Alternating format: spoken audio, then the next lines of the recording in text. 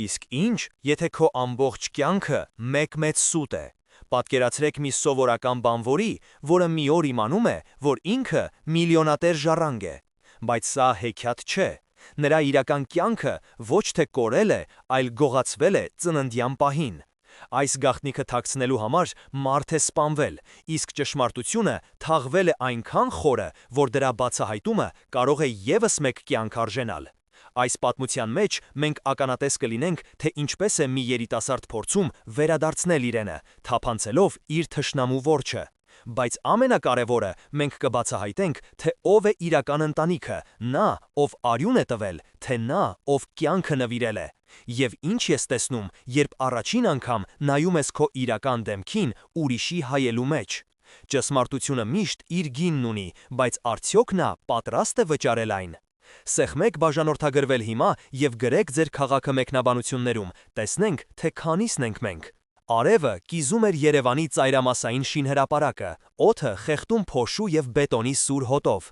Բազմահարկ շենքի կմախքի վրա բանվորների մեջ առանձնանում էր Արամը, 25 տարեկան ամուր կազմվածքով մի երիտասարդ, որի քրտինքը գծեր էր թողել փոշոտ դեմքին։ Նրա շարժումները կենտրոնացած էին, ճշգրիտ, առանց ավելորդ ջանքի, կարծես ծանր աշխատանքը նրա էության մի մասն էր։ Երբ տարեց բանվոր Սուրենը դժվարությամբ փորձեց բարձրացնել ցեմենտի պարկը, Արամը անմիջապես մոտեցավ։ «Հորեղբայր Սուրեն, էս քո գործը չի, թող, ես կանեմ», հանգիստ ասաց նա, թեթևությամբ պարկը դնելով իր ուսին։ Այդ պահին հին ճահճկված հեռախոսը զանգեց։ Տեսնելով հարևանուհու անունը, նրա դեմքը մի պահ սառեց անհանգստությունից։ «Ալո, տիկին Գայանե», ասաց նա, և հաջորդ վայրկյանին նրա աշխարհը փուլ եկավ։ «Ինչ, ուր հիվանդանոց», գոռաց նա, գցելով ցեմենտի պարկը, որը բարձր դղրդյունով ընկավ գետնին։ Նա վազեց, չլսելով բրիգադիրի բղավոցները, քանի որ նրա գլխում միայն մեկ միտք էր բաբախում՝ մայրը։ Հիվանդանոցի միջանցքը լի էր դեղերի սուր հոտով և մարդկային ցավի լուռ մթնոլորտով։ Արամը ներս խուժեց փոշոտ շորերով, շնչասպառ փնտրելով Աննա Սարգսյանին։ Նա գտավ մորը սայլակի վրա պառկած, գունատ, աչքերը փակ։ «Մամ», խուլ ձայնով շշնջաց նա, բռնելով նրա սառը ձեռքը։ Աննան թույլ ժպտաց, փորձելով հանգստացնել նրան։ «Արամ ջան, վախեցա՞ր, ոչինչ չկա», հազիվ լսելի ասաց նա, մինչ բժիշկները նրան տանում էին տալատ։ Մնալով միայնակ միջանցքում, Արամը հենվեց պատին և սահեց ներքև, գլուխը երկու ձեռքերի մեջ առած։ Ժամեր անց, երբ վտանգն անցել էր, նա հիշեց մոր պայուսակի մասին։ Փորփրելով այն դեղերի ցուցակը գտնելու համար, նրա մատները դիպան մի հին, դեղնած ծրարի։ Վրան անհավասար ձեռագրով գրված էր մեկ բառ՝ Արամին։ Հետաքրքրասիրությունից դրդված նա բացեց այն։ Առաջին իսկ տողը ստիպեց նրա արյունը սառչել երակներում։ «Սիրելի Արամ, եթե դու կարդում ես այս նամակը, նշանակում է ես այլևս կենդանի չեմ։ Դու պետք է իմանաս ճշմարտությունը։ Դու Աննայի որդին չես»։ Նրա շուրջը հիվանդանոցի միջանցքը սկսեց պտտվել։ Ո՞վ էր ինքը, ում կյանքով էր նա ապրում։ 3 օր անց, երբ Աննային դուրս գրեցին, նրանց համեստ բնակարանում լարված լռություն էր տիրում։ Արամը չէր կարողանում նայեր այն կնոջ հաչքերին, ում ամբողջ կյանքում մայր էր կոչել։ Նա ծրարը դրեց սեղանին։ «Սա քո պայուսակում էր, ի՞նչ է սա», ձայնի դողով հարցրեց նա։ Աննայի դեմքը քարացավ, գույնը գնաց։ Նրա լռությունը ավելի բարձր էր ցանկացած խոստովանությունից։ «Արամ, ես քեզ շատ եմ սիրում, դու իմ տղան ես», հեկեկալով ասաց նա։ «Բայց ես քո որդին չեմ, այդպես չէ, ով եմ ես, մամա», բղավեց Արամը, և մամա բառը հնչեց և որպես մեղադրանք, և որպես աղաչանք։ Նրա աշխարհը, որը կառուցված էր մայրական սիրո վրա, փշուր-փշուր էր լինում։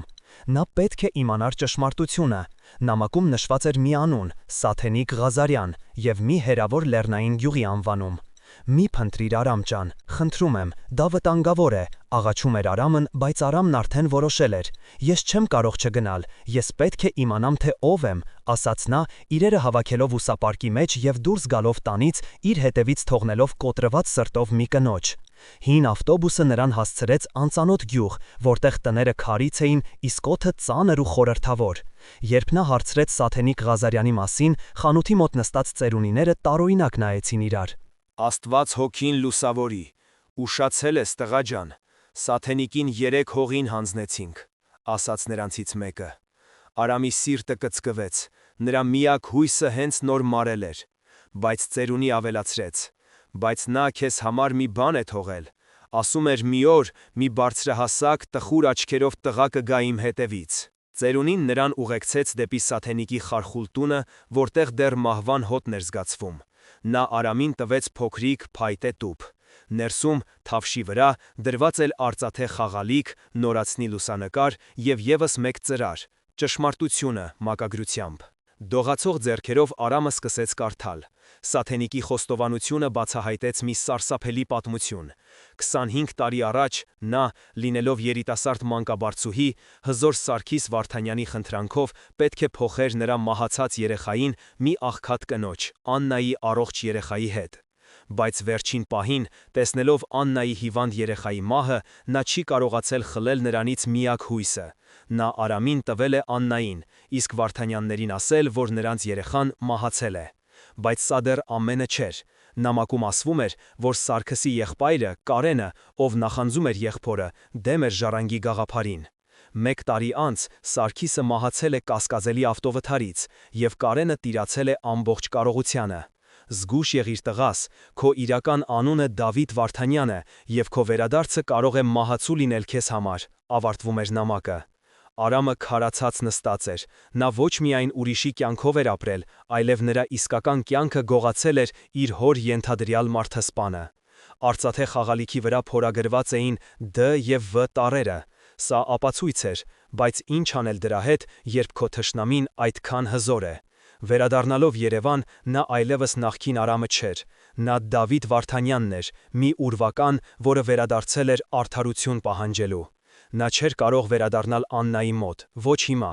Նա գնաց իր միակ ընկերոջ՝ Տիգրանի մոտ և պատմեց ամեն ինչ։ «Արա, դու գիտես ովքեր են Վարդանյանները, այրիր այս թղթերը և մոռացիր», սարսափահար ասաց Տիգրանը։ Բայց Արամը վճռական էր։ «Ոչ, ես պետք է ներս մտնեմ, ոչ թե որպես Դավիթ Վարդանյան, այլ որպես ուրիշ մեկը։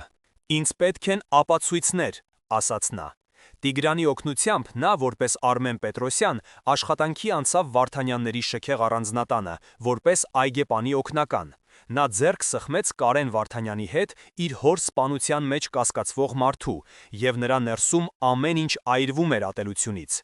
Այգում աշխատելիս նա առաջին անգամ տեսավ իր կենսաբանական մորը՝ Էլենային։ Կինը տխուր էր, կյանքից կտրված, բայց երբ նրանց հայացքները հանդիպեցին, նրա դեմքին տարակուսանք հայտնվեց։ «Մենք ծանոթ ենք, ձեր աչքերը հիշեցրին ինձ մեկին», մեղմ ձայնով ասաց նա։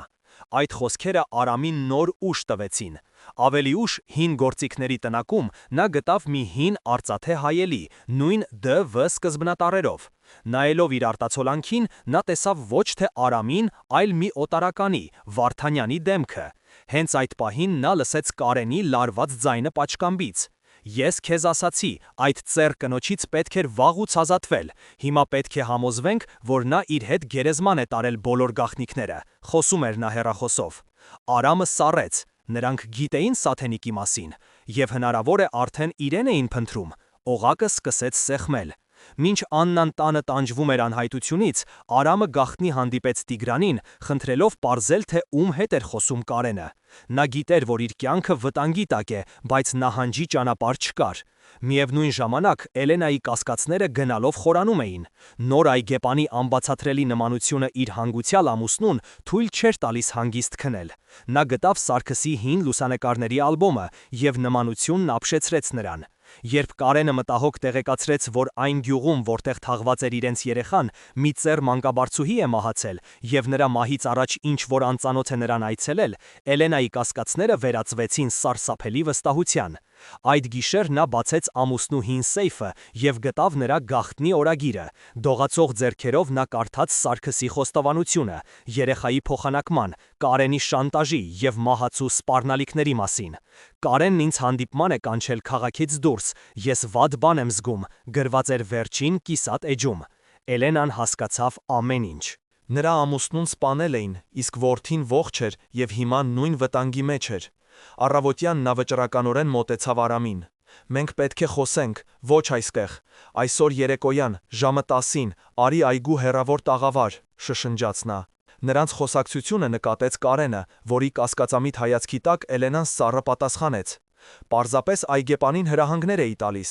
Վարդերը սկսել են թառամել, ինչպես այս տան մեջ ամեն ինչ»։ Այդ խոսքերից հետո Կարենը անմիջապես զանգեց իր անվտանգության պետին, դատապարտյալ մարդասպան Գոռին, եւ հրամայեց պարզել ամեն ինչ նոր այգեպանի մասին։ Հենց այդ պահին Արամը Տիգրանից հաղորդագրություն ստացավ. «Ախպեր, դու կրակի հետ ես խաղում»։ Նա գիտեր, բայց արդեն շատ ուշ էր նահանջելու համար։ Այդ երեկո նա գնում էր հանդիպման, որը կարող էր կամ բացահայտել ամբողջ ճշմարտությունը, կամ դառնալ նրա վերջին քայլը։ Գիշերային այգին լի էր անհանգիստ շշուկներով։ Տերևների խշշոցը եւ հեռվում շան հաչոցը սրում էին Արամի լարված զգայարանները։ Նա քայլում էր դեպի տաղավար, զգալով, որ ամեն թփի հետևում կարող է թաքնված լինել Գոռի ստվերը։ Ինչ էր ուզում իրենից Էլենան։ Արդյոք նա գուշակել էր ճշմարտությունը, թե սա Կարենի կողմից լարված ծուհակ էր։ Տաղավարը լուսնի լույսի տակ թվում էր ուրվականի նման։ Էլենան արդեն այնտեղ էր, ստվերի մեջ կանգնած, մի ձեռքին ամուսնու օրագիրը, մյուսում նորացնի այն լուսանկարը, որը Արամը տեսել էր Սաթենիկի տուփի մեջ։ Նրանց հայացքները հանդիպեցին, եւ այդ պահին բառերի կարիք չկար։ Կնոջ աչքերում Արամը տեսավ 25 տարվա ցև, կոլուստ եւ հիմա արթնացած մի անհավանական հույս։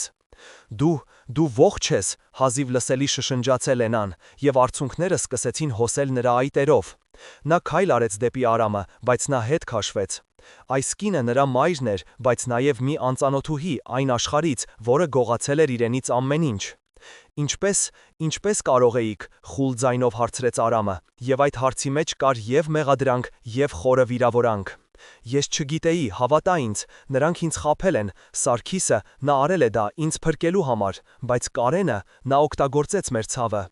Էլենան մեկնեց նրան օրագիրը, կարդա, այստեղ ամեն ինչ գրված է։ Արամը վերցրեց օրագիրը, բայց չէր շտապում բացել։ Նրա ներսում զգացմունքների փոթորիկ էր, ցասումը խառնվել էր կարեկցանքի հետ, օտարումը արյան կանչի հետ։ Հենց այդ պահին նրանք լսեցին ճյուղի ճրթյուն մոտակա թփերում։ Նրանք մենակ չէին։ Սիրտը կոկորտին խցկված, Արամը բռնեց Էլենայի ձեռքից եւ քաշեց նրան դեպի այգու ավելի խորքը, դեպի ստվերները։ Նրանց հետևում տաղավարի մոտ հայտնվեց Գոռի մռայլ կերպարանքը։ Նա դանդաղ շրջվեց, աչքերով փնտրելով մթության մեջ։ Նրանք թաքնվեցին հին կաղնու հետևում, հազիվ զսպելով շնչառությունը։ Գոռը անցավ նրանց կողքով այնքան մոտ, որ Արամը զգաց նրա օդեկոլոնի սուր հոտը։ Երբ վտանգը կարծես անցավ, Էլենան սկսեց դողալ։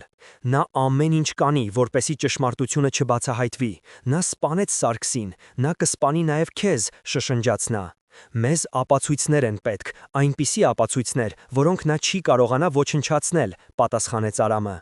Օրագրում գրված է բանալու մասին, Սարգիսը ինչ-որ բան է թաքցրել, բայց նախադասությունը կիսատ է, հիշեց Էլենան։ Նրանք պետք է գտնեին այդ բանալին, դա նրանց միակ հնարավորությունն էր։ Հաջորդ օրը տանը տիրում էր լարված մթնոլորտ։ Կարենը անընդհատ հետևում էր եւ Էլենային եւ Արամին։ Նրա կասկածներն ակնհայտ էին։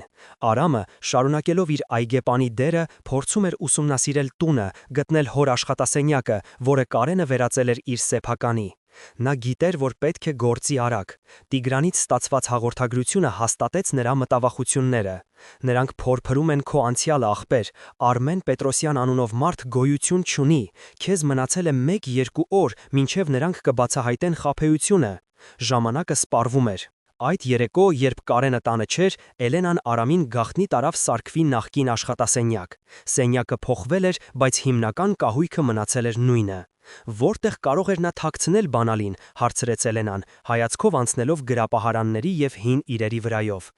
Արամի հայացքը կանգ առավ պատին կախված Սարգսի մեծ դիմանկարի վրա։ Նկարում նրա հայրը վստահ նայում էր առաջ, իսկ ձեռքին բռնած ուներ մի հին փորագրություններով գիրք։ Ինչ որ բան այդ գրքի մեջ անբնական էր թվում։ Նա մոտեցավ եւ զգուշորեն դիպավ նկարին։ Շրջանակի հետևի մասում նրա մատները շոշափեցին փոքրիկ լծակ։ Նա սեղմեց այն եւ նկարի մի հատվածը թեթևակի առաջ եկավ, բացահայտելով փոքրիկ գաղտնարան։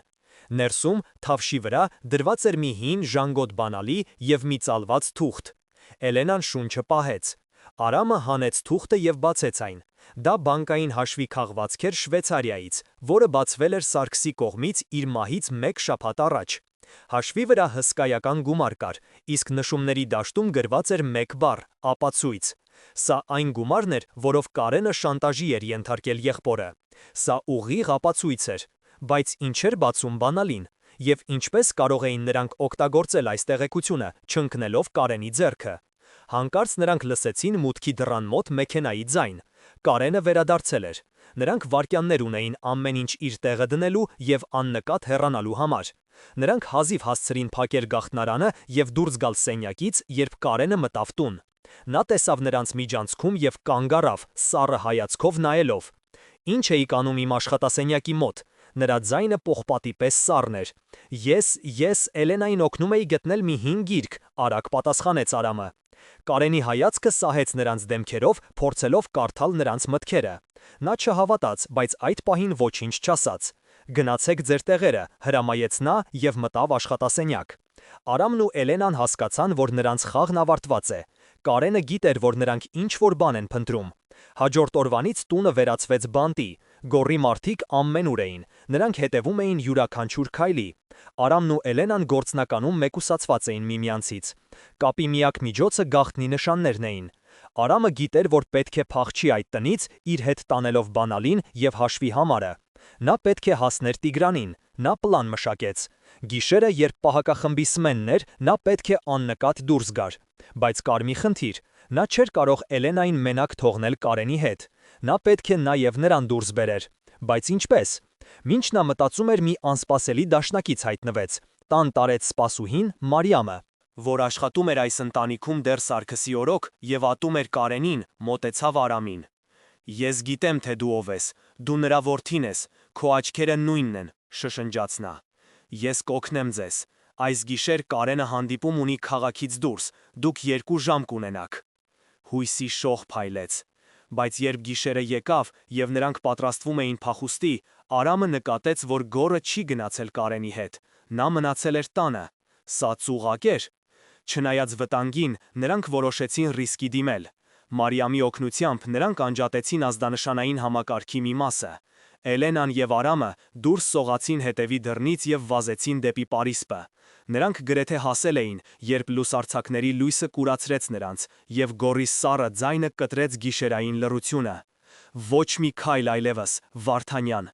Նա գիտեր նրա իսկական անունը։ Խաղն ավարտված էր։ Բայց հենց այդ պահին, երբ թվում էր, թե ամեն ինչ կորած է, պարսպի մյուս կողմից լսվեց մեքենայի անվադողերի ճռինչ, և մի մեքենա ամբողջ արագությամբ խոյահարեց դարպասը։ Դա Տիգրանն էր։ Նա եկել էր ընկերոջը փրկելու։ Խառնաշփոթի մեջ Արամը բռնեց Էլենայի ձեռքից, և նրանք վազեցին դեպի մեքենան։ Գոռը սկսեց կրակել։ Մի գնդակ դիպավ Տիգրանի ուսին, բայց նա շարունակում էր վարել։ Նրանք հեռացան, իրենց հետևից թողնելով կատաղած Գոռին և ձախողված ծուղակը։ Սակայն փախուստի ճանապարհին, երբ Արամը ստուգում էր իր գրպանները, նրա դեմքը սարեց սարսափից։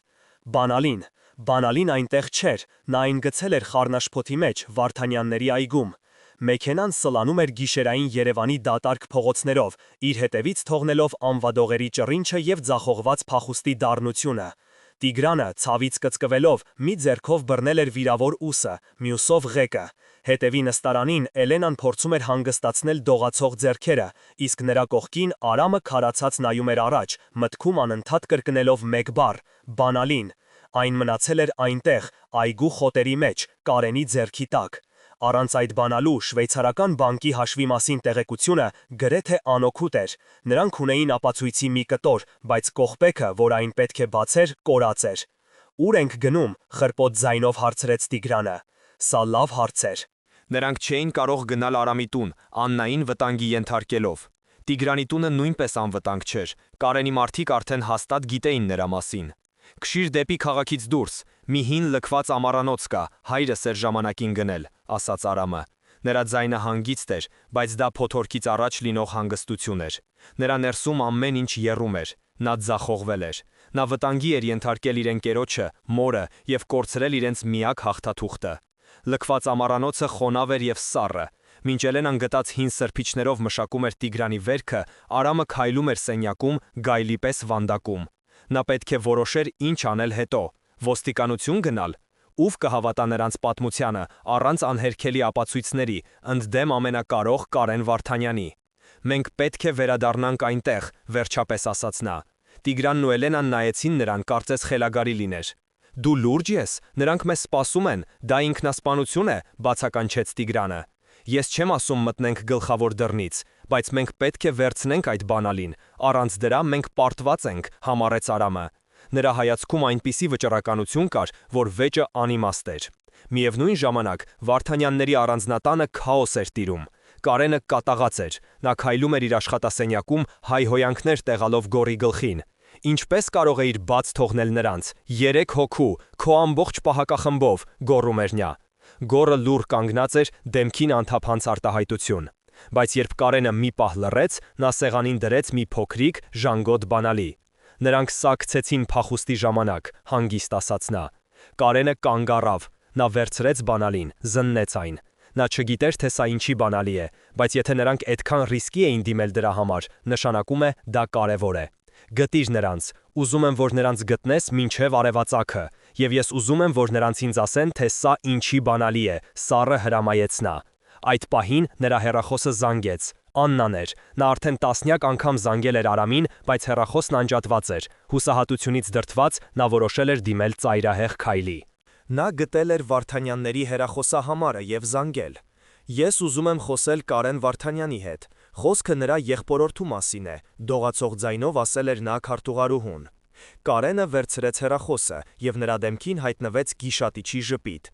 Նա գտել էր իրենց թույլ տեղը։ Տիկին Աննա, ինչքան ուրախ եմ ձեր զանգի համար, գիտեք, ես էլ էի հենց ձեզ փնտրում։ Կարծում եմ մենք շատ հետաքրքիր զրույց կունենանք ձեր որդու մասին։ Նրա ձայնից մեղր էր կաթում, բայց դրա տակ թաքնված էր մահացու թույն։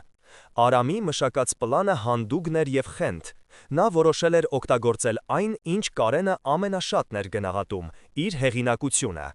Վաղը Կարենը պետք է մեծ բարեգործական ընդունելություն կազմակերպեր իր տանը, որին ներկա էին լինելու քաղաքի ամենաազդեցիկ մարդիկ՝ քաղաքական գործիչներ, գործարարներ, լրագրողներ։ Ես կմտնեմ այնտեղ, որպես հյուր, ոչ ոք չի համարձակվի ինձ դիպչել բոլորի աչքի առաջ, բացատրում էր նա Տիգրանին եւ Էլենային։ Իսկ ինչպես ես մտնելու, հրավիրատոմս ունես, թերյահավատորեն հարցրեց Տիգրանը։ Ոչ, բայց Էլենան ունի, պատասխանեց Արամը նայելով մորը։ Էլենան պետք է վերադառնար տուն, ձևացնելով, թե ոչինչ չի եղել։ Նա պետք է ասեր, որ Արամը իրեն առևանգել էր, բայց ինքը կարողացել է փախչել։ Դա կշահեր նրանց ժամանակ եւ թույլ կտար Էլենային ներսից օգնել։ Նա քեզ չի հավատա, նա կսպանի քեզ, սարսափահար ասաց Արամը։ Նա ինձ չի դիպչի, հատկապես ընդունելությունից առաջ, նա պետք է պահպանի սգացող հոգատար տեգրոջ կերպարը, հանգիստ պատասխանեց Էլենան։ Նրա աչքերում այրևս նախկին տխրությունը չկար, այնտեղ պողպատե վճռականություն էր։ Նա պատրաստ էր պայքարել իր որդու համար։ Պլանը ռիսկային էր, բայց այլ ելք չկար։ Մինչ Էլենան պատրաստվում էր վերադառնալ, Տիգրանը օգտագործելով իր կապերը, փորձում էր պարզել, թե ինչ կարող է բացել այդ խորհրդավոր բանալին։ Սարգիս Վարդանյանի մի հին սեյֆ ուներ իր քաղաքից դուրս գտնվող որսորդական տնակում, ասում են այնտեղ իր ամենաթանկ իրերն էր պահում, տեղեկացրեց նա։ Սա էր ուրեմն պատասխանը։ Բանալին բացում էր ոչ միայն սեյֆը, այլև Կարենի բոլոր հանցագործությունների արքղը։ Բայց այդ բանալին հիմա Կարենի մոտ էր։ Իսկ որսորդական տնակը, անկասկած, հսկվում էր, խնդիրը գնալով ավելի էր խճճվում։ Եվ հենց այդ պահին, երբ նրանք քննարկում էին իրենց հաջորդ քայլերը, Արամի հեռախոսը, որը նա հասցրել էր լիցքավորել, հանկարծ զանգեց։ Անծանոթ համար էր, նա տատանվելով պատասխանեց։ Գծի մյուս ծայրում Կարենի սառը, հեգնական ձայնն էր։ Բարև, եղբորորդի, կարծում եմ դու ինչ-որ բան ես կորցրել, բայց մի անհանգստացիր, այն ապահով ձեռքերում է, ինչպես եւ քո մյուս մայրը, Աննան։ Եթե ուզում ես նրանց երկուսին էլ նորից տեսնել, դու գիտես, թե ինչ պետք է անես։ Արի ինձ մոտ, մենակ։ Կապն անջատվեց։ Արամի ձեռքի հեռախոսը սահեց եւ ընկավ հատակին։ Կարենը գերի էր վերցրել Աննային։ Ծուղակը շրխկաց։ Կարենի ձայնը հեռախոսում հնչեց որպես դատավճիռ եւ Արամի համար աշխարհը կանգ առավ։ Օդը խթացավ, դարձավ դժվար շնչելու համար։ Նրա սիրտը սկզբում բուռն բաբախեց, հետո կարթես մի պահ ընդհանրապես կանգ առավ։ Նրա ականջներում զնգոց գաչնաց, իսկ սենյակի պատերը սկսեցին պտտվել։ Աննան, այն կինը, ով իրեն մեծացրել էր, ով իրեն համար մարմնավորում էր սերն ու անվտանգությունը, հիմա հրեշի ձեռքում էր։ Կարենը գտել էր նրա աքիլեսյան գարշապարը։ Սա այլևս պայքար չէր ժառանգության կամ արդարության համար, սա պայքար էր կյանքի համար։ Ինչ է պատահել, Արամ, Էլենայի անհանգիստ ձայնը հազիվ հասավ նրա գիտակցությանը։ Արամը չկարողացավ պատասխանել, նա ուղղակի նայեց մորը, հետո Տիգրանին, և նրա հայացքում այնպիսի հուսահատություն կար, որ բառերն ավելորդ էին։ Նա հասկացավ խնդրի իսկական մասշտաբը։ Կարենը պատրաստ էր գնալ մինչև վերջ։ Նա պատրաստ էր ոչնչացնել բոլորին, ովքեր կկանգնեին իր ճանապարհին։ Եվ հիմա Արամի ձեռքերը կապված էին։ Նրա յուրաքանչյուր քայլը կարող էր Աննայի համար մահացու լինել։ Նա Աննային է գերի վերցրել, վերջապես խուլ ձայնով արտաբերեց նա։ Նա ուզում է, որ ես մենակ գնամ իր մոտ։ Լռություն տիրեց։ Այն ծանր էր, ինչպես գերեզմանաքար։ Տիգրանը սեղմեց ատամները, զսպելով ցավն ու զայրույթը։ Էլենայի դեմքը գունատվեց։ Նա հասկացավ, որ իր նոր գտած որդին կարող է կորչել, փորձելով փրկել իր մյուս մորը։ Սա սատանայական ընտրություն էր, և Կարենը հենց դրան էր ձգտում։ Դու չես գնա, դա ծուղակ է։ Նա քեզ կսպանի և հետո կազատվի Աննայից որպես անպետք վկայից, վճռականորեն ասաց Տիգրանը։ Բայց ես ինչ անեմ, թողնեմ, որ նա տանջի Աննային։ Ես չեմ կարող, Արամի ձայնը կոտրվեց, նրա ներսում պայքար էր մղվում։ Մի կողմից վրեժի ծարավը և ճշմարտությունը վերականգնելու ցանկությունը, մյուս կողմից այն կնոջ հանդեպ պարտքի զգացումը, ով իրեն կյանք էր նվիրել։ Էլենան մոտեցավ նրան և ձեռքը դրեց ուսին։ Մենք պետք է մտածենք, պետք է լինի մի ուրիշ ճանապարհ։ Կարենը ինքնավստահ է, բայց ոչ անխոցելի, նա սխալ թույլ կտա։ Նրա ձայնը հանգիստ էր, բայց դրա տակ թաքնված էր պողպատե կամք։ Նրա խոսքերը մի փոքր սթափեցրին Արամին։ Նրանք պետք է գործեին ոչ թե զգացմունքներով, այլ սառը դատողությամբ։ Նրանք պետք է գտնեին Կարենի թույլ կողմը։ Եվ հանկարծ Արամի մտքով մի միտք անցավ. բարեգործական ընդունելությունը։ Այն դեռ ուժի մեջ էր, Կարենը չէր չեղարկի այն, քանի որ դա կվնասեր նրա անբիծ կերպարին։ Մեր պմանը չի փոխվում, ասաց Արամը։ Էլենա, դու կվերադառնաս տուն, ինչպես պայմանավորվել էինք։ Տիգրան, ինձ քո օգնությունն է պետք։ Մենք պետք է գտնենք, թե որտեղ է նա պահում Աննային։ Իսկ ես կգնամ այդ ընդունելությանը, բայց ոչ որպես զոհ, այլ որպես որսորդ։ Նրա աչքերում վտանգավոր կրակ վառվեց։ Հուսահատությունը սկսում էր վերածվել սառը հաշվարկված ցասման։ Նա պատրաստվում էր Կարենի խաղը խաղալ, բայց իր կանոններով։ Էլենայի վերադարձը դրամատիկ էր։ Նա մտավ տուն հագուստը պատառոտված, դեմքին սարսափի արտահայտություն։ Նա Կարենին պատմեց հորինված մի պատմություն այն մասին, թե ինչպես է այդ հրեշը Արամը իրեն ստիպել փախչել, բայց ինքը կարողացել է խորամանկությամբ ազատվել։ Կարենը լսում էր դեմքին խնամքով պատկերված կարեկցանք, բայց նրա աչքերը սառն էին և անվստահ։ Նա չհավատաց, բայց ձևացրեց, թե հավատում է։ Ամեն ինչ լավ կլինի, սիրելիս, դու հիմա անվտանգ ես, ասաց նա գրքելով Էլենային։ Այդ գրքում Էլենան զգաց օձի սառնությունը։ Նա գիտեր, որ ինքը նույնպես գերի է, պարզապես իր վանդակը ոսկեզոծ է։ Միևնույն ժամանակ Տիգրանը, օգտագործելով իր բոլոր համակարգչային հմտությունները, փորձում էր հետևել Կարենի մարդկանց շարժին։ Նա կոտրեց քաղաքի տեսախցկների համակարգը և սկսեց զտել տվյալները։ Ժամեր տևող լարված աշխատանքից հետո նա նկատեց մի բան։ Կարենի անվտանգության մեքենաներից մեկը, որը պաշտոնապես գրանցված չէր ընկերության հաշվեկրում, պարբերաբար այցելում էր մի հին լքված պահեստ քաղաքի արդյունաբերական թաղամասում։ Գտա, հաղթական շշնջաց նա։ Նա ուներ կոորդինատները, բայց պահեստը անկասկած լավ հսկվում էր։ Միայնակ այնտեղ մտնելը անհնար էր։ Արամը պատրաստվում էր իր կյանքի ամենակարևոր ելույթին։ Նա Տիգրանի օգնությամբ ձեռք էր բերել թանկարժեք կոստյում և սովորել էր իրեն պահել այնպես, ինչպես հարուստ ժառանգը։ Նա պետք է համոզիչ լիներ։ Նրա պլանը պարզ էր և միևնույն ժամանակ աներևակայելի ռիսկային։ Նա պետք է մտնել ընդունելություն, մոտենար Կարենին և բոլորի աչքի առաջ, տեսախցների առջև հայտարարեր, թե ով է ինքը։ Նա Կարենին կդներ անելանելի իրավիճակի մեջ։ Եթե Կարենը փորձեր նրան վնասել, դա կաներ հարյուրավոր վկաների առաջ։ Եթե նա ժխտեր, Արամը կներկայացներ իր ունեցած ապացույցները, Սաթենիկի նամակը, լուսանկարը, շվեյցարական հաշվի մասին տեղեկությունը։ Դա գուցե բավարար չլիներ դատարանի համար, բայց հասարակական կարծիքի դատաստանը կործանարար կլիներ Կարենի համար։ Դա նրա միակ զենքն էր, հրապարակայնությունը, բայց այդ զենքը կարող էր երկսայրի լինել։ Ինչ կլիներ, եթե ոչ ոք նրան չհավատար։ Ինչ կլիներ, եթե Կարենը կարողանար իրավիճակը շրջել իր օգտին, ներկայացնելով Արամին որպես խելագար շանտաժիստի։ Եվ ամենակարևորը, ինչ կլիներ Աննայի հետ, եթե պլանը ձախողվեր։ Արամը քշում էր այդ մտքերը, նա այլևս վախենալու իրավունք չուներ։ Նա նայեց հայելու մեջ։ Այնտեղից նրան նայում էր ոչ թե աշխատավոր Արամը, այլ վճռական և սառնսիրտ Դավիթ Վարդանյանը։ Նա պատրաստ էր։ Բայց հենց այն պահին, երբ նա պատրաստվում էր դուրս գալ, նրա հեռախոսին մի լուսանկար եկավ անծանոթ համարից։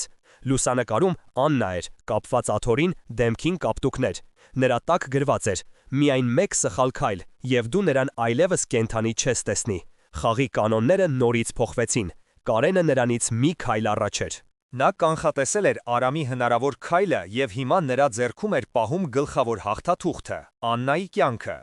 Արամը հասկացավ, որ ընկել է մահացու ծուղակի մեջ, որտեղ ցանկացած ելք տանում է դեպի կործանում։ Աննայի լուսանկարը Արամի հեռախոսի էկրանին սառը լույսով էր լուսավորում նրա քարացած դեմքը։ Կարենի ուղերձը ոչ թե սպառնալիք էր, այլ շղթա, որը կապում էր նրա ձեռքերն ու ոտքերը։ Նրա մտքերը խառնվել էին՝ մի կողմից հրապարակային մերկացման հանդուգն պլանը, մյուս կողմից Աննայի կյանքը, որը կախված էր մազից։ Նա զգում էր իրեն անկյուն խշված գազանի պես, որի համար ցանկացած շարժում կարող է վերջինը լինել։ Ինչ ընտրել՝ վրեժը, թե սերը, արդարությունը, թե կյանքը։ Տիգրանն ու Էլենան լուռ նայում էին նրան, հասկանալով, որ որոշումը միայն իրենն է։ Եվ հենց այդ հուսահատության գագաթնակետին, երբ թվում էր, թե բոլոր ճանապարհները փակ են, Տիգրանի հեռախոսը զնգաց։ Դա նրա ծանոթն էր, այն մարդը, ով Արամին օգնել էր աշխատանքի տեղավորվել Վարդանյանների տանը։ Տիգրան, ես չգիտեմ ինչ խաղերի մեջ եք ընկել, բայց ինձ նոր զանգեցին։ Քո ընկերոջ Արամի մասին էին հարցնում, ոչ թե Արմենի, այլ Արամի։ Եվ զանգողը ոստիկանությունից չէր, դա Գոռն էր, Կարեն Վարդանյանի շունը։ Նրանք գիտեն նրա իսկական անունը, բայց ամենատարօրինակը դա չէր։ Նրանք հարցնում էին ոչ միայն նրա, այլև նրա մոր, Աննա Սարգսյանի մասին։ Հարցնում էին, թե արդյոք նա վերջին 25 տարում որևէ կապ է ունեցել Սաթենիկ Ղազարյանի հետ։ Այս վերջին նախադասությունը կարծես սովորական տեղեկություն լիներ, բայց Արամի գիտակցության մեջ այն պայթեց ռումբի պես։ Ինչու պետք է Կարենին հետաքրքրեր Աննայի և Սաթենիկի հնարավոր կապը, եթե Աննան ընդամենը պատահական աղքատ մի կին էր, ում երեխային գողացել էին։ Եթե Սաթենիկի պատմությունը ճիշտ էր, ապա Աննան այս պատմության մեջ ընդամենը զոհ էր, ոչ թե մասնակից։ Այդ դեպքում ինչու պետք է Կարենը կասկածեր նրանց միջև դավադրության մեջ։ Մի սառը սարսափելի կասկած սկսեց սողալ Արամի մտքով։ Նա հիշեց Աննայի խոսքերը, երբ նա աղաչում էր չփնտրել ճշմարտությունը։ Դա վտանգավոր էր, ասում էր նա, բայց ում համար էր վտանգավոր՝ միայն Արամի, թե նաև իր։ Նա հիշեց Աննայի սարսափը, երբ տեսավ Սաթենիկի նամակը։ Դա միայն որդուն կորցնելու վախ էր, թե նաև բացահայտվելու սարսափ։ Տիգրան, ինձ պետք է Սաթենիկի երկրորդ նամակը, հիմա, հրամայեց նա։ Տիգրանը տարակուսաց, բայց անմիջապես հանեց նամակը իր պայուսակից։ Արամը վերցրեց դեղնած թերթիկները և սկսեց կարդալ, բայց այս անգամ ոչ թե որպես զոհ, այլ որպես քննիչ։ Նա կարդում էր ոչ թե այն, ինչ գրված էր, այլ այն, ինչ բաց էր թողնված։ Սաթենիկը գրում էր, որ չկարողացավ խլել Աննայից իր միակ ուրախությունը։ Բայց ինչպիսի ուրախություն կարող էր լինել մահամերձ երեխան։ Նա գրում էր, որ փրկեց երկու կանանց։ Բայց արդյոք դա այդպես էր։ Եվ հետո նա հասավ այն հատվածին, որը նախկինում աննշան էր թվացել։ Այդ պահին Աննայի երեխան իր վերջին շունչը տվեց։ Եվ ես որոշեցի, ես Սարգսին ասացի, որ փոխանակումը տեղի է ունեցել, իսկ թես տվեցի Աննային, ասելով, որ իր երեխան հրաշքով փրկվել է։ Հրաշքով փրկվել է։ Այս բառերը հանկարծ նոր, սարսափելի իմաստ ստացան։ Արամի շնչառությունը կանգ առավ, նրա ուղեղը սկսեց տենդագին աշխատել, միացնելով կտորները, որոնք նախկինում անհամատեղելի էին թվում։ Աննայի հուսահատ սերը, նրա վախը ճշմարտությունից, Կարենի կասկածները նրա հանդեպ, և այն փաստը, որ Սաթենիկը իր նամակում ոչ մի բառ չէր գրել այն մասին, թե ինքը, Աննան, ինչպես արձագանքեց իր երեխայի հրաշքով փրկությանը։ Իսկ ինչ եթե Աննան գիտեր։ Ինչ եթե նա ոչ թե պասիվ զոհ էր, այլ ակտիվ մասնակից։ Ինչ եթե նա ինքն էր խնդրել Սաթենիկին փոխել երեխաներին, իր մահացող երեխային փոխարինելով առողջ ուժեղ տղայով։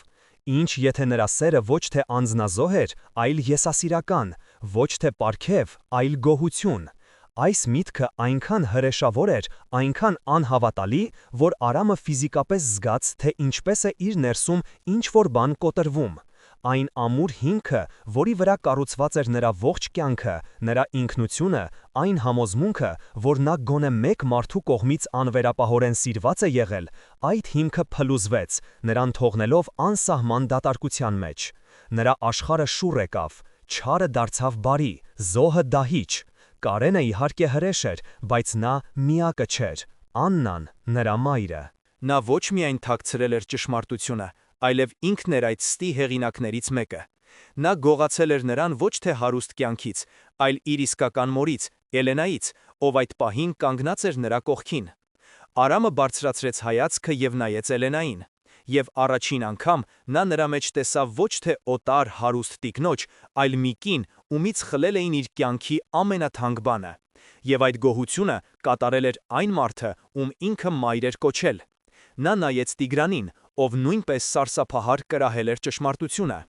Հետո նա նայեց Աննայի լուսանկարին հեռախոսի էկրանին։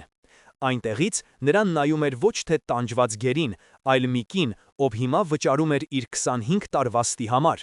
Եվ Արամը հասկացավ, որ Կարենի զանգը ոչ թե շանտաժ էր, այլ հրավեր դեպի մի ավելի խորը և մութ ճշմարտություն։ Կարենը գիտեր, նա միշտ էլ գիտեր, որ Աննան մեղսակից է, և հիմա նա օգտագործում էր այդ գիտելիքը Արամին վերջնականապես ոչնչացնելու համար։ Նա այլևս չուներ ընտրություն, վրեժի և սիրո միջև, որովհետև այն սերը, որի համար նա պատրաստ էր զոհել ամեն ինչ, կեղծիք էր։ Այն ամենը, ինչին նա հավատում էր, փոշիացավ այդ մեկ վայրկյանում։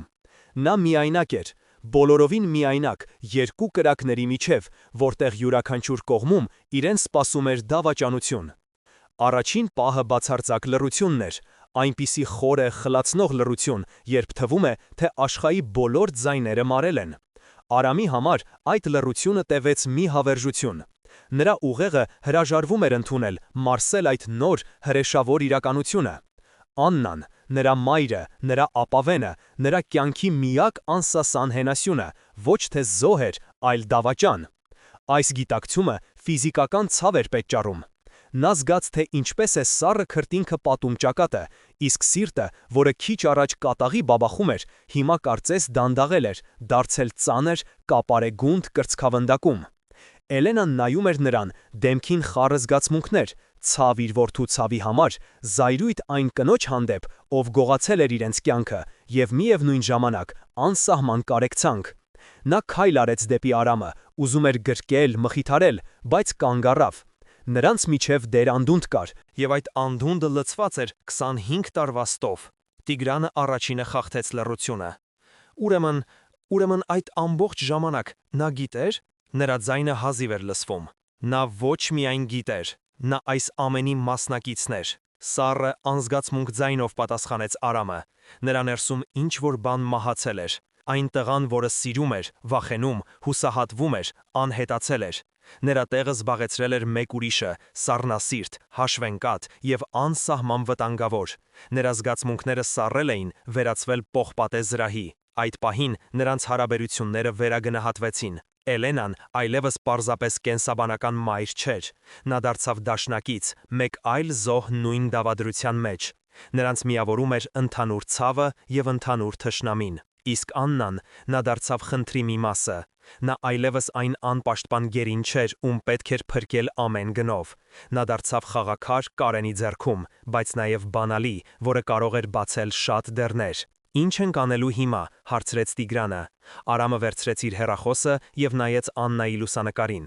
Այժմ նա այդ լուսանկարում տեսնում էր ոչ թե տառապանք, այլ վախ, բացահայտվելու վախ։ Ոչինչ չի փոխվում, վերջապես ասաց Արամը։ Ես գնում եմ այդ ընդունելությանը, բայց իմ պլանը փոխվել է։ Նրա ձայնում նոր նոտաներ հայտնվեցին։ Նա այլևս չէր պատրաստվում հրապարակայինորեն մերկացնել Կարենին։ Դա չափազանց պարզունակ կլիներ։ Նա պատրաստվում էր խաղալ ավելի նուրբ և դաժան խաղ։ Նա պատրաստվում էր օգտագործել Կարենի զենքը հենց իր դեմ։ Էլենա, դու կվերադառնաս տուն։ Դու կխաղաս քո դերը, բայց այս անգամ դու մենակ չես լինի։ Դու կլինես իմ աչքերն ու ականջները։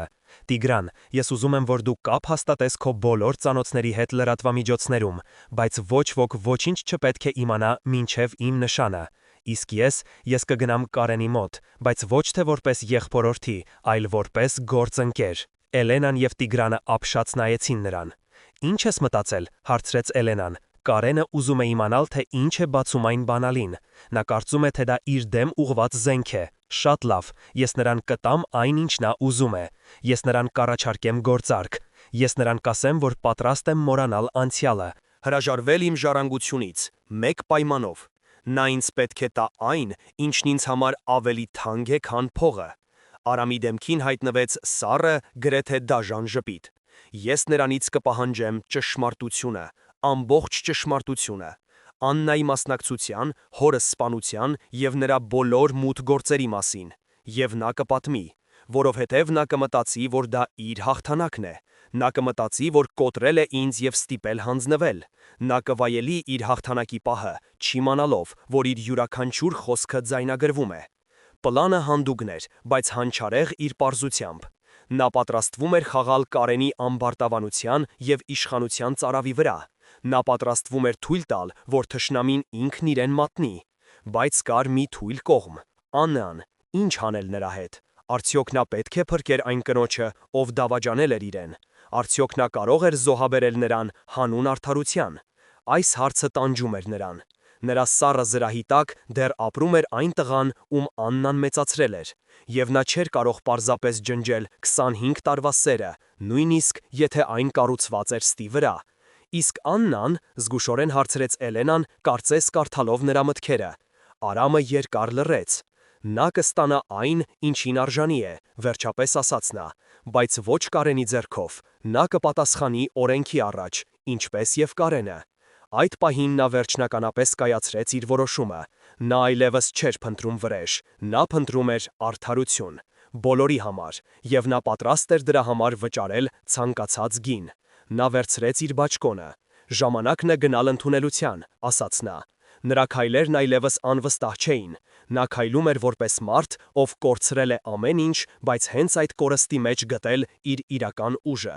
Նա գնում էր ոչ թե կռվի, այլ պատերազմի, որտեղ առաջին և ամենակարևոր ճակատամարտը պետք է տեղի ունենար ոչ թե ուժի, այլ խելքի դաշտում։ Վարդանյանների առանձնատան շքեղ դահլիճը լցված էր հյուրերի բզզոցով, շամպայնի բաժակների զնգոցով և դաշնամուրի մեղմ նվագով։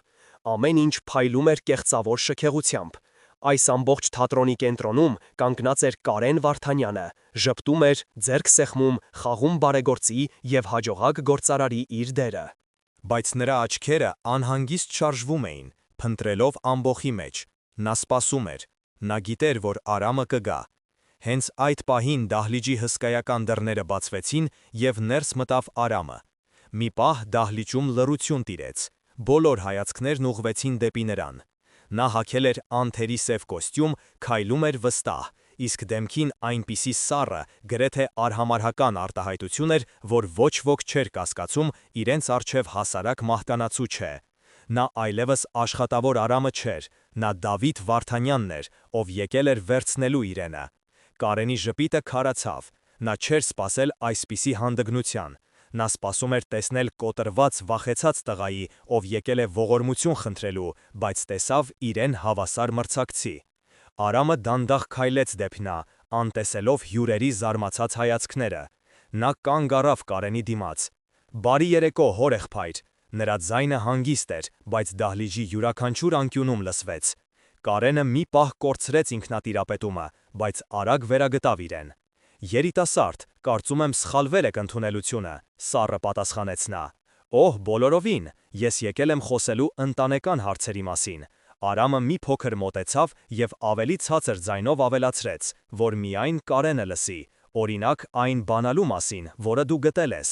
կամ այն կնոջ մասին, ում պահում ես քաղաքի ծայրամասի պահեստում։ Կարենի դեմքը քարացավ։ Նա հասկացավ, որ Արամը բլեֆ չի անում, նա գիտի։ «Գնա իմ աշխատասենյակ, հիմա կգամ», շշնջաց Կարենը, փորձելով պահպանել հանգստությունը հյուրերի առաջ։ Արամը հաղթական ժպտաց և շարժվեց դեպի աստիճանները։ Սա առաջին փոքրիկ հաղթանակն էր։ Նա ստիպել էր Կարենին խաղալ իր կանոններով։ Աշխատասենյակում նրան սպասում էր գոռը։ «Նստիր», հրամայեց նա։ Արամը հանգիստ նստեց բազկաթոռին։ Մի քանի րոպե անց ներս մտավ կատաղած Կարենը, իր հետևից փակելով դուռը։ «Ինչ ես ուզում»։ Նրա ձայնը զայրույթից խրպոտ էր։ «Ես արդեն ասացի, ճշմարտությունը», պատասխանեց Արամը։ «Ես ուզում եմ, որ դու ինձ պատմես ամեն ինչ։ Ինչպես դու և Աննան պայմանավորվեցիք փոխել ինձ, ինչպես սպանեցիր հորս և ինչ ես արել 25 տարի շարունակ այս սուտը թաքցնելու համար»։ Կարենը բարձրաձայն ծիծաղեց։ Դու խենթ ես, ինչով պետք է ես քեզ ինչ-որ բան պատմեմ, դու իմ ձեռքում ես, քո մայրը իմ ձեռքում է։ Այդպես է քեզ թվում, հանգիստ պատասխանեց Արամը, հանելով հեռախոսը։ Նա էկրանին մի քանի կոճակ սեղմեց, և սենյակում լսվեց Տիգրանի ձայնը։ Արամ, մենք տեղում ենք, պահեստը շրջապատված է, սպասում ենք քո նշանին։ Կարենի դեմքը փոխվեց։ Ինչ է սա, կորկորաց նա։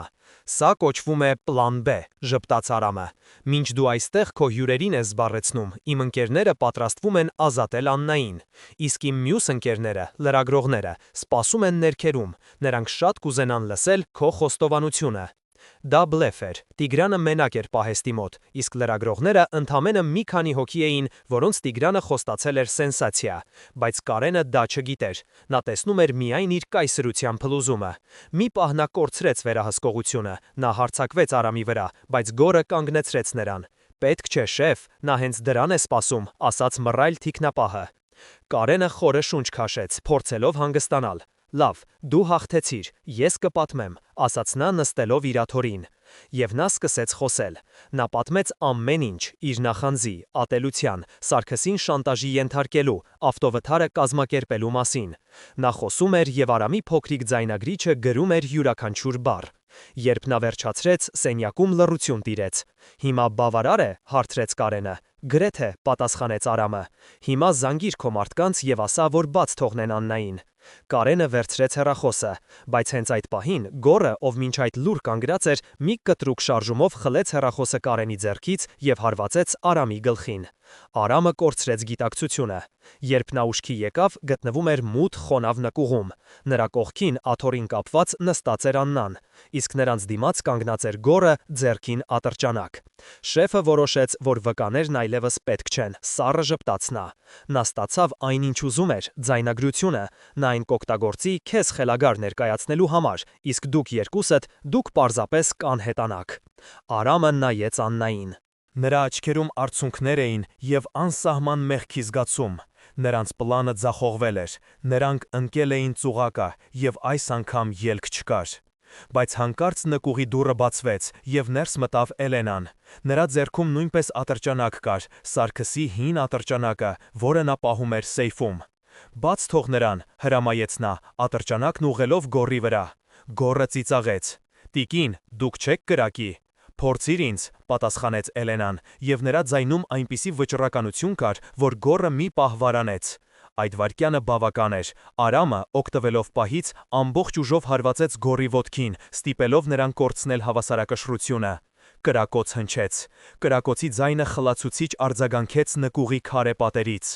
Մի պահ ժամանակը կարծես սառեց, գորի դեմքին զարմանքի և ցավի արտահայտություն հայտնվեց։ Նա դանդաղ նայեց իր կրծքին, որտեղից արյուն էր հոսում, հետո անհավատ հայացքով նայեց Էլենային։ Կինը, որին նա միշտ համարել էր թույլ և կոտրված, կանգնած էր ձեռքին դեռ ծխացող ատրճանակը, հայացքը պողպատի պես սառը։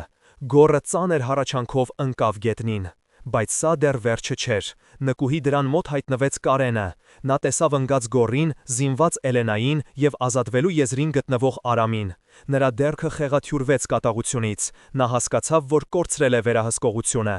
Դուք բոլորդ կմեռնեք այստեղ, մռնչաց նա, հանելով իր ատրճանակը։ Նա կրակեց դեպի Արամը, բայց Աննան, ով այդ պահին հասցրել էր ազատել ձեռքերը, ցատկեց Արամը, իր մարմնով ծածկելով նրան։ Գնդակը խոցեց Աննայի ուսը, նա ընկավ Արամի գրկի մեջ, ցավից կծկվելով։ Այդ վայրկյանը բավական էր, որ Էլենան նորից կրակեր, այս անգամ Կարենի ձեռքին, ստիպելով նրան գցել զենքը։ Հենց այդ պահին նկուղ ներս խուժեցին ոստիկանները, Տիգրանի գլխավորությամբ։ Նա չէր սպասել Արամի նշանին, հասկանալով, որ ինչ-որ բան այն չէ, նա ահազանգել էր։ Կարենը շրջապատված էր, նա նայեց Արամին, հետո Էլենային և նրա դեմքին հայտնվեց հուսահատ ժպիտ։ Դուք կարծում եք հաղթեցիք, ասաց նա, այս պատմությունը կթաղվի, ես դուրս կգամ այստեղից, իսկ դուք երբեք չեք ապացուցի ոչինչ։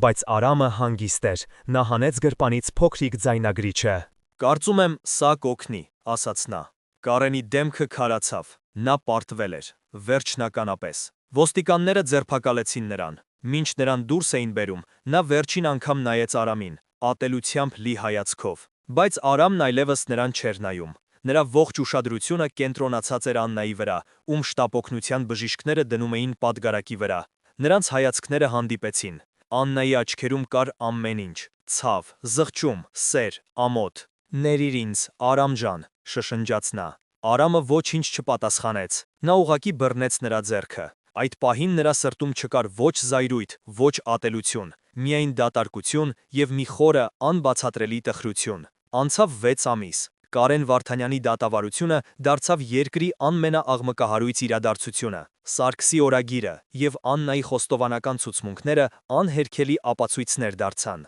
Կարենին դատապարտեցին ցմահ ազատազրկման, սպանության և բազմաթիվ այլ հանցագործությունների համար։ Աննան, հաշվի առնելով նրա համագործակցությունը հետաքննության հետ և վատ առողջական վիճակը, ստացավ պայմանական պատիժ։ Նա ազատ էր, բայց կրում էր իր ամենացանր պատիժը՝ իր խղճի դատաստանը։ Արամը, կամ ավելի ճիշտ Դավիթ Վարդանյանը, վերականգնեց իր իրավունքները։ Նա դարձավ իր հոր հսկայական կարողության միակ ժառանգորդը։ Բայց նա հրաժարվեց այդ հարստությունից։ Նա ընկերության կառավարումը հանձնեց պրոֆեսիոնալների թիմի, իսկ իրեն պատկանող բաժնետոմսերի մեծ մասը ուղղեց բարեգործական հիմնադրամի ստեղծմանը, որն օգնում էր ծանր կացության մեջ հայտնված երեխաներին։ Նա ընտրեց ոչ թե հարստությունը, այլ իմաստը։ Նա ապրում էր համեստ, հեռու քաղաքի աղմուկից։ Նրա և Էլենայի հարաբերությունները դանդաղ, բայց վստահորեն կառուցվում էին։ Նրանք չէին փորձում վերադարձնել կորցրած 25 տարին։ Նրանք սովորում էին ճանաչել միմյանց այստեղ և հիմա, կառուցելով նոր կապ